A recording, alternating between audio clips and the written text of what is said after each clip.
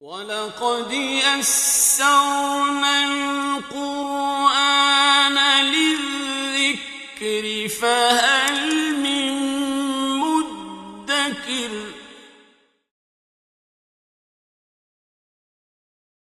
بسم اللہ الرحمن الرحیم وهو الذي أنشأ لكم السمع والأبصار والأفئدة قليلا ما تشكرون وهو الذي ذرأكم في الأرض وإليه تحشرون وهو الذي يحيي ويميت وله اختلاف الليل والنهار أفلا تعقلون بل قالوا مثل ما قال الأولون قالوا أئذا متنا وكنا ترابا وعظاما أئنا لمبعوثون لقد وعدنا نحن وآباؤنا هذا من قبل إن هذا إلا أساطير الأولين قل لمن الأرض ومن فيها إن كنتم تعلمون سيقولون لله قل أفلا تذكرون قل من رب السماوات السبع ورب العرش العظيم سيقولون لله قل أفلا تتقون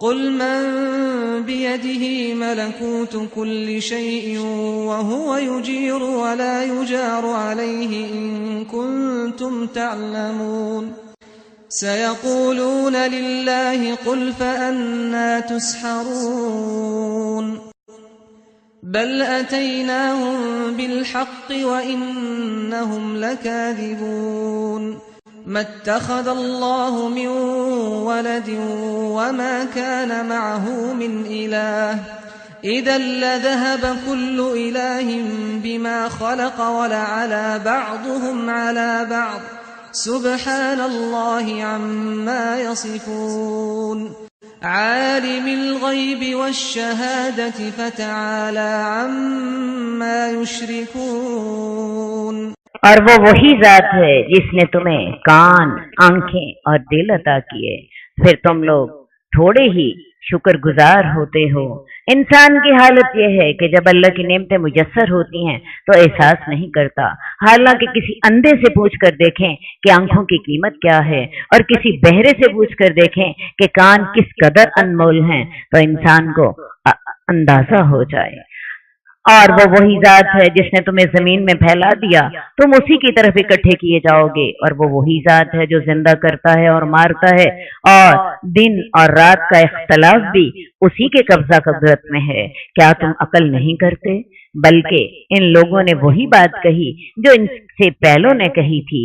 انہوں نے کہا جب ہم مر جائیں گے، مٹی ہو جائیں گے تو کیا ہمیں دوبارہ اٹھایا جائے گا؟ اور اس بات کا ہم سے اور ہمارے آباء و اجداد سے بھی اس سے پہلے وعدہ کیا گیا تھا۔ یہ تو قصے کہانیاں ہیں۔ اے نبی ان سے کہیے کس کے لیے ہے یہ تمام زمین اور جو بھی اس کے اندر ہے؟ اللہ تعالیٰ نے اپنی نشانیاں پہلے بتا دی، اور نشانیاں بتانے کے بعد ان کے اس اعتراض کا ذکر کیا کہ قیامت کیسے آئے گی؟ ہم مر جائیں گے، مٹی ہو جائیں گے، ریزہ ہو جائیں گے، تو ہمیں دوبارہ کیسے زندہ کیا جائے گا؟ اللہ تعالیٰ اپنے نبی سے کہہ رہے ہیں اچھا ذرا ان سے پوچھو تو صحیح، زمین کا مالک کون ہے اور جو زمین کے اندر ہے کون اس کا مالک ہے؟ اگر تم جانتے ہو جلدی وہ کفار جواب دیں گے یہ سب کچھ اللہ کا ہے۔ اچھا پھر اے نبی ان سے کہیے پھر تم کیوں نصیحت حاصل نہیں کرتے؟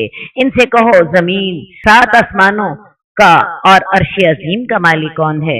ان قریب وہ کہیں گے یہ سب کچھ اللہ کا ہے۔ تو ان سے اے نبی کہیے کیوں ڈر نہیں آتا پھر ایسی باتیں کرتے ہوئے؟ جو اللہ زمین کا مالک، جو اللہ آسمان کا مالک، جو اللہ تعالی عرش کا مالک ہے، وہ اللہ قیامت کیوں نہیں لا سکتا؟ وہ تمہیں دوبارہ کیوں نہیں پیدا کر سکتا؟ اپنے منہ سے یہ سب کچھ مانتے ہو لیکن ادھر سے قیامت کا انکار کرتے ہوئے تمہیں عقل کیوں نہیں آتی؟ اللہ سے ڈر کیوں نہیں آتا؟ अच्छा, तीसरा एक और सवाल कीजिए, किसके हाथ में है हर चीज की बादशाही और वो पनाह देता है और उसके मुकाबले में किसी को पनाह नहीं मिल सकती। अगर तुम वाकई जानते हो, अनकरीब वो कहेंगे ये जात सिर्फ अल्लाह की है जिसके हाथ में हर तरह की कुदरत और इख्तियार है। तो वो जल्द कहेंगे अल्लाह ही के लिए है। तो ए नबी उनसे कहिए फिर तुम्हारी मत क्यों मारी जाती है? जब तुम जानते हो कि जमीन और आसमान की बादशाही अल्लाह की है, अरश का मालिक वही है, हर एक को पनाह वही देता है और उसी किसी की पनाह की जरूरत नहीं, तो फिर तुम्हारे शरीक कहां से आ गए? फिर तुम उनको क्यों अल्लाह के साथ शरीक ठहरा लेते हो? इन आयात से एक बात का और भी अंदाजा हुआ, अल्लाह ताला को अल्लाह हर कोई मानता है। कुफारे मक्का भी अल्लाह को अल्लाह मानते थे। उन्हें अल्लाह ताला के खालिक, मालिक, राज़िक होने से इनकार नहीं था। जमीन आसमान का पैदा करने वाला, अर्श अजीम का मालिक, उनकी अपनी जानों का पैदा करने वाला, जिंदगी और मौत का मालिक, वो सब अल्लाह ही को कहते थे। असल फर्क जहां पर पड़ता है वो ये है कि उसी अल्लाह की जब इबादत करते थे तो अल्लाह के इख्तियारात में अपने शरीकों को साथ शामिल कर लेते थे। बल्कि हम उनके पास हक लेकर आए हैं और बेशक वो झूठे हैं। अल्लाह ताला ने कोई औलाद नहीं पकड़ी और ना ही उसके साथ कोई और खुदा है। अगर ऐसी बात होती तो हर मखलूक वो लेकर अलहदा हो जाती जो उसने पैदा किया था और उनमें से एक दूसरे पर चढ़ दौड़ता। जिस तरह बेटे और बेटियां आखिर वालिदैन से अलहदा हो जाते हैं, अगर अल्लाह की औलाद होती तो वो भी अपनी अपनी मंजिलियत लेकर अलहदा हो जाते और फिर इक़्तिदार की जंग भी होती और ऐसी सूरत में कायनात का नज़म कायम ना रहता। जबकि हम देखते हैं कि कायनात इतनी मुनज़्ज़म है कि सूरज के बारे में आज हम पेशीन गोई कर सकते हैं कि आज से 1000 साल बाद सूरज फला दिन इतने बजकर इतने मिनट और इतने सेकंड पर निकलेगा और ऐसा ही होगा। तो ये नज़्म नस्क में बताता है कि इस कायनात का कंट्रोल करने वाला, इस कायनात की निगरानी सिर्फ एक अल्लाह के पास है। अगर अल्लाह की औलाद होती तो अल्लाह की औलाद में से अपने अपने हिस्से लेकर बेटे अलहदा हो जाते, बेटियां अलहदा हो जाती और फिर इक़्तिदार की जंग भी होती। अल्लाह पाक है उससे जो वो बयान करते हैं, वो जानने वाला है गैब का और हाजिर का, तो वो इन चीजों से बुलंद है जो वो शरीक ठहराते हैं। और ए नबी आप फरमा दीजिए, ए मेरे रब, जिस अजाब की उन्हें धमकी दी जा रही है अगर वो मेरी मौजूदगी में आ जाए तो ए रब मेरे, मुझे उन जालिमों में शामिल न करना, मुझे उस अजाब से बचा लेना। और हम इस बात पर कि हम तुझे वो अजाब दिखाएं जिसकी हम उन्हें धमकी देते हैं, अलबत्ता कादिर है। हो सकता है ये अजाब ए नबी आपकी जिंदगी में आ जाए। आप अल्लाह से दुआ कीजिए कि अगर अल्लाह ताला मेरी जिंदगी में अजाब आ गया तो अल्लाह ताला मुझे उससे बचा के रखना, मुझे जालिम कौम के साथ शामिल न करना। आप बुराई को अच्छाई से दूर कीजिए। जो बातें ये बयान करते हैं हम इन्हें खूब जानते हैं। बुराई का जवाब अच्छाई से अगर दें तो आपका दुश्मन भी गहरा दोस्त बन जाएगा। ये सूरा हामीम की आयत है। दावत के लिए ये असूल बहुत अहम है। बाकी अगर आम लोग भी इस असूल का तजर्बा करके देखें तो वो इसके खुशगवार असरात से हर शख्स फायदा उठा सकता है। ये दोबारा मैं आयत को दोहरा देती हूँ। ये हामीम सजदा की आयत नंबर 34 है। बुराई का जवाब अच्छाई से दें तो आपका दुश्मन भी गहरा दोस्त बन जाएगा। लेकिन ये काम है वैसे हिम्मत का, क्योंकि इंसान आमतौर पर अपने जज्बात पे कंट्रोल नहीं करता। वरना अगर बुराई का जवाब आप अच्छाई से दें तो इसके साथ इंसान सारी दुनिया को अपना दोस्त बना सकता है। दीन की दावत के लिए ये असूल बहुत लाजमी है। आम जिंदगी में भी इस असूल से बहुत ज्यादा फायदा उठाया जा सकता है। आप बुराई को अच्छे तरीके से दूर कीजिए। हम ज्यादा जानते हैं जो वो बयान करते हैं। वैसे भी मैंने एक दिन आपको पहले भी बताया था, बुराई को बुराई से दूर करना मुमकिन ही नहीं होता। बुराई अच्छाई से ही दूर हो सकती है। जख्म को जख्म लगा के आप खत्म नहीं कर सकते। जख्म पे जब तक मरहम नहीं रखा जाएगा तब तक जख्म मिल नहीं सकता।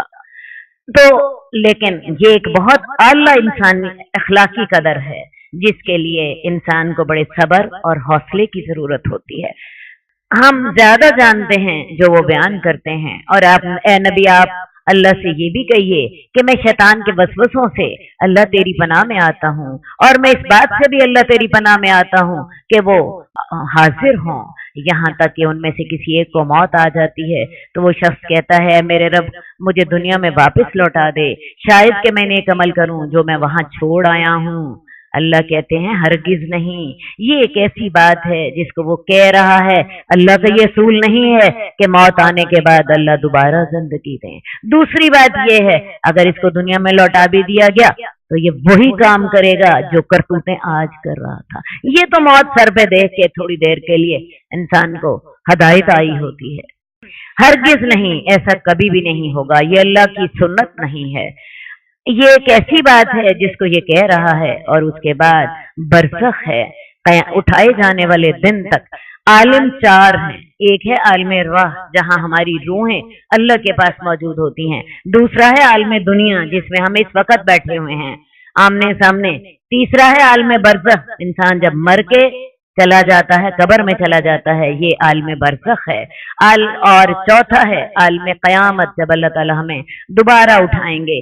तो बरज़ख का लुग़वी माना है रोक, पर्दा। ये एक लंबी मुद्दत है जिसमें इंसान अहले दुनिया से पर्दे में होता है।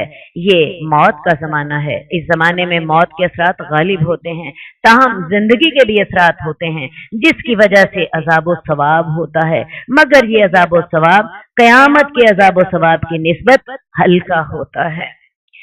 तो जब सूर फूंक दिया जाएगा तो लोगों के दरमियान उस दिन कोई रिश्ता ना होगा और ना ही वो आपस में एक दूसरे से सवाल जवाब कर सकेंगे। तो जिस शख्स की नेकी की तोल भारी हो गई तो ऐसे लोग तो कामयाब होंगे, और जिसकी नेकी की तोल हल्की हो गई तो ये वो लोग हैं जिन्होंने अपने आप को खसारे में डाला, जहन्नुम में हमेशा रहेंगे। जहन्नुम की आग इनके चेहरों को झुलस देगी और इनके जबड़े बाहर को निकले होंगे। कभी किसी जले हुए इंसान के चेहरों को देखें, वो इतना दहशतनाक और इतना खौफनाक होता है कि इंसान को देख के डर आ जाता है। उनके चेहरों को आग झुलस देगी और उनके जबड़े बाहर को निकले होंगे। अल्लाह ताला उनसे कहेगा क्या तुम्हारे पास मेरी आयत नहीं आई थी जो तुम पर तिलावत की जाती थी, तुम उनको झुठला देते थे। और वो लोग कहेंगे ए रब हमारे, हम पर हमारी बदबख्ती गालिब आ गई और हम तो गुमराह लोग थे। लेकिन ये कब? ये मरने के बाद क़यामत वाले दिन ये बातें हो रही हैं। ये बातें आज करने का वक्त है, आज नसीहत हासिल करने का वक्त है। नसीहत का वक्त वो नहीं है, वो तो अजाब का दिन है। ये दिन है अमल करने का। ए रब हमारे ऊपर हमारी बदबख्ती गालिब आ गई और हम ही गुमराह लोग थे। ए रब हमें इस दोज़ख से निकाल दे। अगर हम दोबारा गुनाह करें तो फिर हम तो वाकई जालिम होंगे। अल्लाह ताला कहेगा दफा हो जाओ, मेरे से कलाम तक ना करो। मेरे बंदों में से एक फरीक था जो कहा करते थे ए रब हम ईमान ले आए तो हमें माफ कर दे और हम पर रहम कर दे, और तू बेहतरीन रहम करने वाला है। तो तुम उनका मजाक उड़ा लिया करते थे, बजाय इसके कि तुम उनके अंदर शामिल होते, उनका साथ देते, तुम उनको तानो तशनी का निशाना बनाते थे, उनके खिलाफ साजिशें किया करते थे। हत्ता के इस मशगला ने तुम्हें मेरा जिक्र भी भुला दिया, तुम्हें अल्लाह भूल गया, तुम्हें क़यामत का दिन भूल गया, तुम्हें अपना हिसाब किताब भूल गया और तुम उनका मजाक उड़ाया करते थे। मैंने उनको आज के दिन इस वजह से जो उन्होंने सब्र किया था ये बदला दिया है कि वही लोग कामयाब होंगे। कौन से लोग? जो कि कहते थे रब्बना आमन्ना फग़फ़िर लना वरहमना वअन्ता खैरुर राहिमीन। अल्लाह हमें उनमें शामिल फरमा ले, अल्लाह हमें उनमें शामिल फरमा ले, अल्लाह हमें उनमें शामिल फरमा ले। मेरे आका हमें उनमें शामिल फरमा ले। मैंने उनको आज के दिन बदला दिया इस वजह से जो उन्होंने सब्र किया था कि वो वही कामयाब होंगे। अल्लाह कहेगा तुम जमीन में कितने साल रहे हो? लोग कहेंगे हम जमीन में एक दिन ठहरे हैं या दिन का कुछ हिस्सा। तो आप गिनती करने वालों से पूछिए, क़यामत के 50,000 साल के दिन के मुकाबले में दुनिया की जिंदगी एक साल या चंद घंटे ही महसूस होगी। अल्लाह ताला कहेगा तुम तो दुनिया में थोड़ी देर रहे हो, काश तुम ये बात उस वक्त जानते होते। आज हमें अपने वक्त की, अपने उम्र की कदर कीमत का एहसास नहीं है। हालांकि इंसान का ये वक्त इतना कीमती है कि इंसान, अगर हदीस में आता है, एक शख्स बड़ा अच्छा वजू करे और 2 रकातें नमाज ऐसी पढ़े कि जिसमें वो अपने दिल से बातें ना करे। दिल से बातें करने से मुराद ये है कि उसकी तवज्जो खालिस अल्लाह की तरफ रहे, दुनिया की तरफ उसकी तवज्जो ना हो। तो रसूलुल्लाह सल्लल्लाहु अलैहि वसल्लम फरमाते हैं, अगर कोई शख्स ऐसा वजू करे जैसा मैंने किया, और अल्लाह के रसूल ने वो वजू करके दिखाया था, 3-3 दफा आपने बड़ी अच्छा वजू किया, और ऐसी 2 रकातें पढ़े जिनमें उसकी तवज्जो सिर्फ अल्लाह की तरफ हो, अपने दिल से बातें ना करे, तो उस शख्स के पिछले सारे गुनाह माफ कर दिए जाते हैं।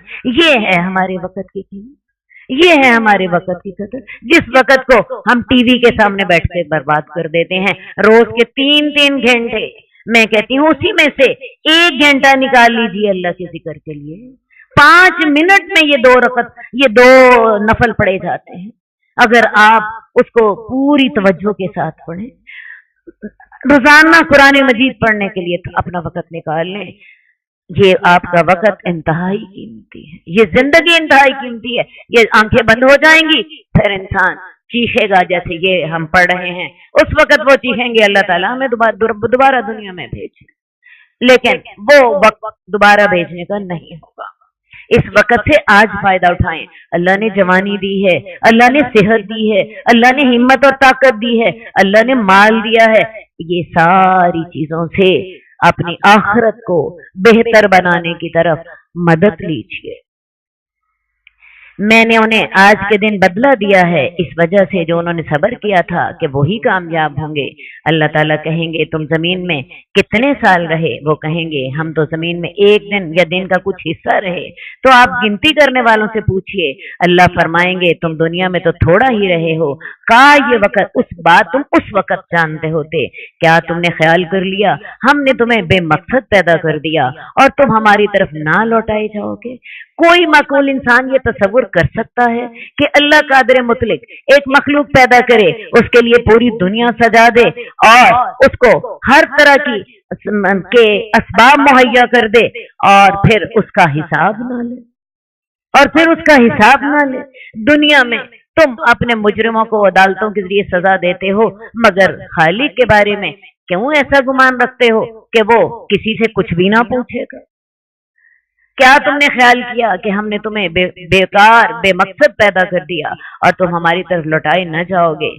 अल्लाह बुलंद है, जो सच्चा बादशाह है, उसके सिवा कोई माबूद नहीं। वो अर्शे करीम का मालिक है और जो अल्लाह के सिवा किसी दूसरे खुदा को पुकारता है जिसकी उसके पास कोई दलील नहीं, तो उसका हिसाब तो उसके रब के पास है। यकीनन ऐसे काफिर कभी फला नहीं पाते। और आप दुआ कीजिए, रब्बिग़फिर वरहम व अंता खैरुर राहिमीन, रब्बिग़फिर वरहम व अंता खैरुर राहिमीन, रब्बिग़फिर वरहम व अंता खैरुर राहिमीन। बिस्मिल्लाहिर रहमानिर रहीम।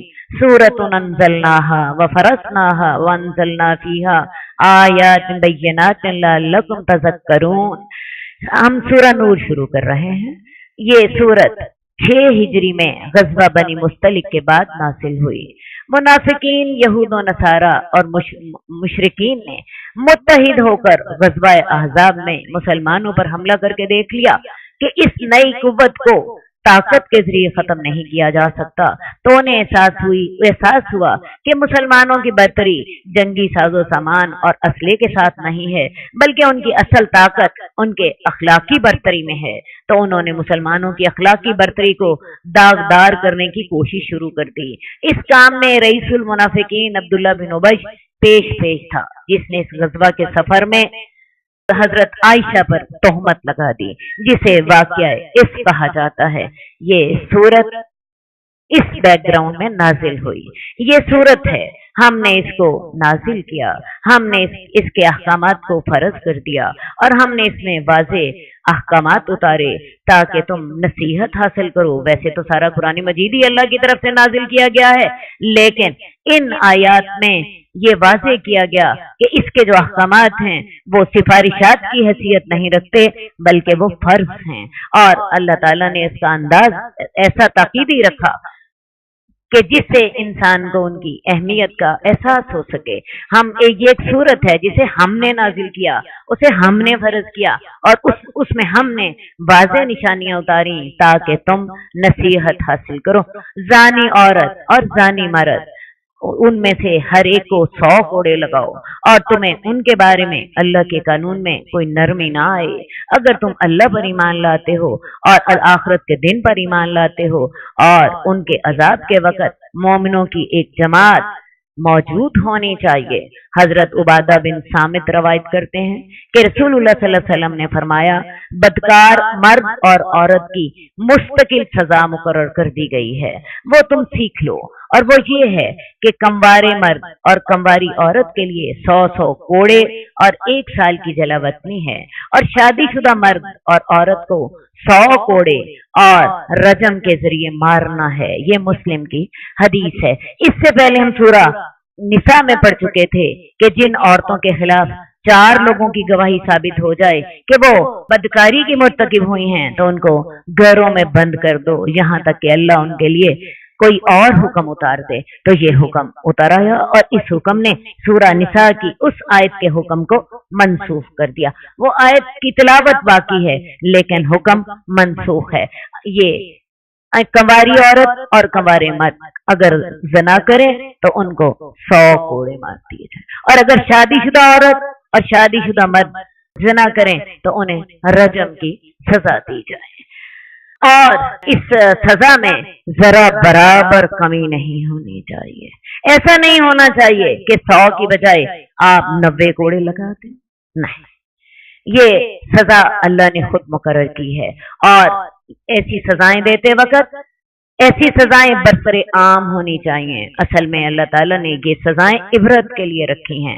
एक शादीशुदा औरत अगर जना करती है तो उसको इबरत बना दिया जाए। इसी तरह एक शादीशुदा मर्द जिसके पास अपनी ख्वाहिशात को पूरा करने के वसाइल थे, अगर उसके बावजूद भी गलत जगह से अपनी वो ख्वाहिशात पूरी करता है तो उसको भी बाइस इबरत बना दिया जाए और इनकी सजा बरसरे आम दी जाए ताकि लोग उसको देखें और सबक हासिल करें।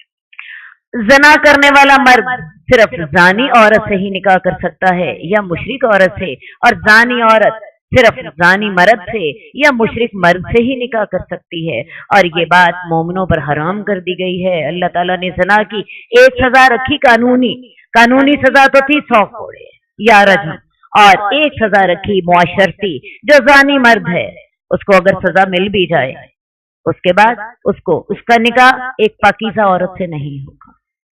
और इसी तरह एक जानी औरत को निकाह के लिए जानी मर्द से ही वो निकाह कर सकती है, वो पाक मर्द उसको नहीं मिलेगा।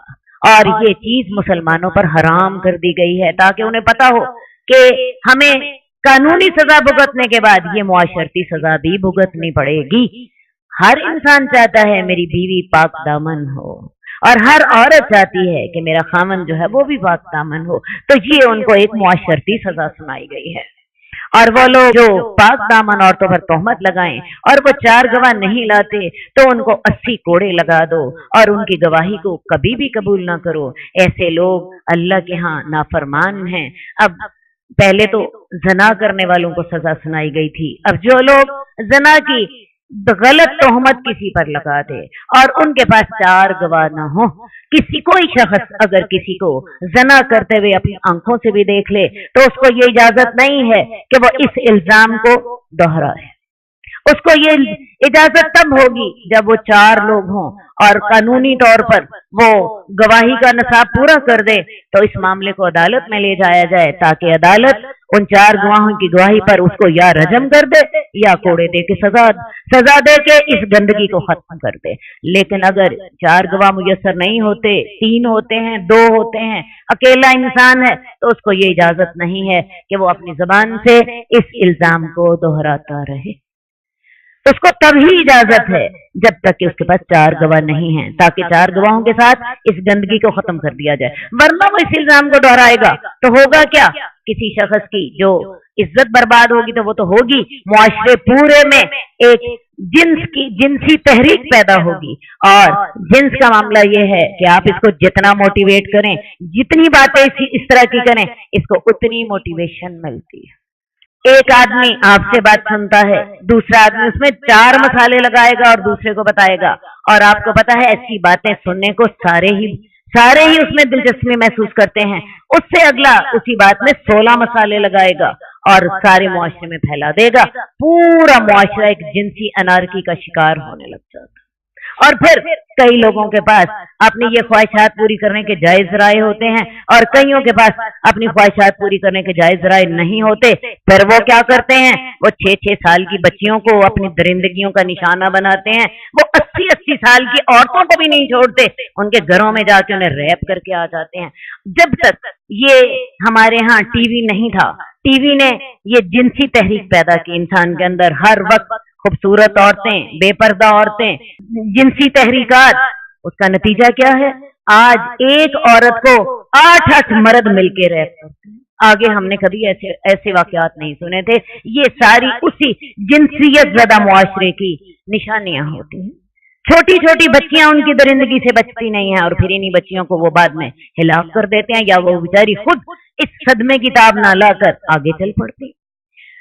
वो लोग जो कि पाक दामन औरतों पर तोहमत लगाते हैं और 4 गवाह नहीं लाते, उनको 80 कोड़ों की सजा दे दो और उनकी गवाही कभी कबूल ना करना। तोहमत लगाने वालों की सजा 80 कोड़े है, इसमें भी कमी नहीं की जाएगी। और दूसरी बात है कि तोहमत लगाने वालों को भी एक सजा कानूनी दी जाएगी और एक मुआशरती सजा दी जाएगी। मुआशरती सजा क्या होगी कि ऐसे लोग जो कभी किसी औरत पर तोहमत लगा दें और वो तोहमत साबित ना हो सके 4 गवाहों के साथ, तो उनकी आइंदा गवाही कबूल नहीं की जाएगी। मुआशरा उनको करार देगा कि ये लोग फासिक हैं, ये झूठे लोग हैं, ये किसी पर तोहमत लगाने वाले लोग हैं, इनका किरदार इस काबिल नहीं है कि इनकी गवाही को कबूल किया जाए। तो ये उनकी मुआशरती सजा होगी। हाँ, वो लोग जो तौबा कर लें इसके बाद और इस्लाह भी कर लें तो अल्लाह ताला बख्शने वाला और मेहरबान है। और वो लोग जो अपनी बीवियों पर तोहमत लगाएं और उनके लिए 4 गवाह ना हो मगर उनकी अपने नफ्स ही, तो उनमें से एक ही गवाही अल्लाह की 4 कसमें खाना होगी कि वो सच्चों में से है, और 5वीं गवाही ये होगी कि उस पर अल्लाह की लानत है अगर वो झूठों में से हो। हिलाल बिन उमैया ने रसूलुल्लाह सल्लल्लाहु अलैहि वसल्लम के सामने अपनी बीवी पर ज़ना का इल्जाम लगाया। आपने फरमाया सबूत लाओ वरना तुम्हें कज़फ की हद लगेगी। बीवी पे तोहमत लगाने की कितनी हद? 80 कोड़े। उन्होंने कहा है अल्लाह के रसूल, क्या जब हम में से कोई अपनी बीवी के साथ किसी गैर मर्द को पाले तो क्या वो गवाह ढूंढने भागे? आप यही कहते रहे गवाह लाओ या फिर तुम्हें हद लगेगी। हिलाल बिन उमैया कहने लगे उस अल्लाह की कसम जिसने आपको हक के साथ भेजा है, मैं सच्चा हूँ और अल्लाह वो जरूर नाजिल फरमा देगा जिससे मैं तोहमत की हद से बच जाऊं। हजरत जिब्रील आए और अल्लाह ताला ने आप पर ये आयात नाजिल कर दी कि जो लोग अपनी बीवियों पर तोहमत लगाएं उनके पास 4 गवाह ना हो तो वो 4 गवाहियों की कमी ऐसे पूरी होगी कि वो अल्लाह की 4 कसमें खाएं। और वो अल्लाह की 4 कसमें इन अल्फाज में होंगी कि अल्लाह की कसम, मैं जो ये बात कर रहा हूँ ये मैं इसमें सच्चा हूँ। और 5वीं ये कसम खाएगा शौहर कि मुझ पर अल्लाह की लानत हो अगर मैं बीवी पर तोहमत लगाने में झूठा, बीवी पर इल्जाम लगाने में झूठा हूं तो मुझ पर अल्लाह की लानत हो। और ये बात कहना आसान काम नहीं होता, मुझ पर अल्लाह की लानत हो। इंसान एक दफा उसको जिगरा एक दफा करना पड़ता है।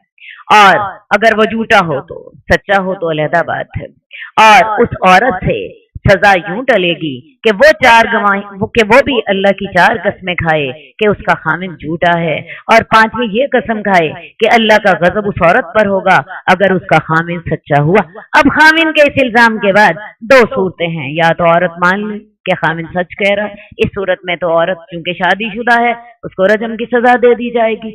और अगर औरत समझती है कि खामिन ने उस पर झूठा इल्जाम लगाया है तो फिर उसके लिए रास्ता ये है कि वो भी 4 कसमें खाए, और 4 कसमें अल्लाह की कसम के साथ होंगी कि अल्लाह की कसम मेरा खामिन झूठा है, और 5वीं वो ये कसम खाएगी कि मुझ पर अल्लाह का गजब हो अगर मेरा खामिन सच्चा हो।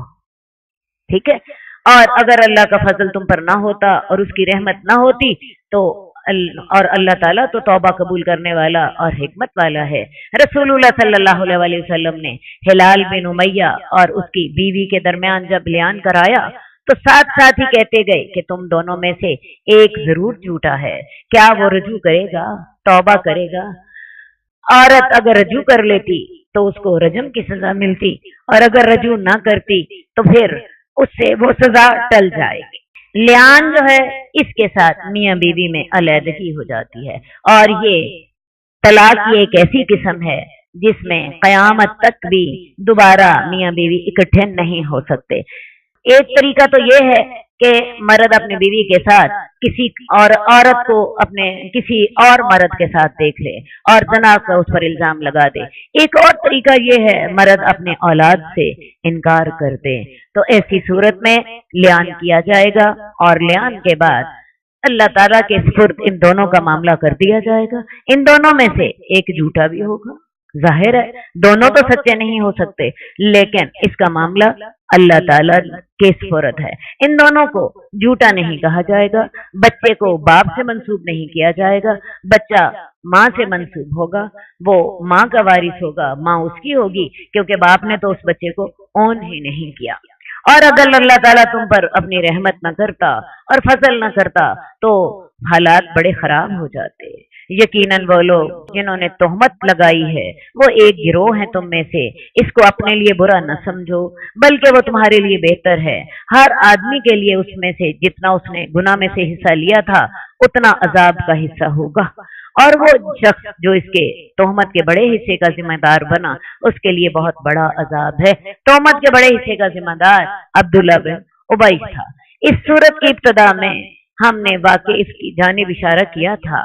غزوہ بنی مستلق 6 ہجری میں پیش آیا۔ اس سفر میں حضرت عائشہ آپ کے ساتھ تھی۔ واپسی پر جب لشکر نے مدینہ کے قریب پڑاؤ کرنے کے بعد کوچ کیا تو غلط فہمی میں صحابہ یہ سمجھ کر کہ حضرت عائشہ ہودج میں موجود ہیں، ہودج اٹھا کر اونٹ پہ رکھ دیا اور حضرت عائشہ پیچھے رہ گئیں۔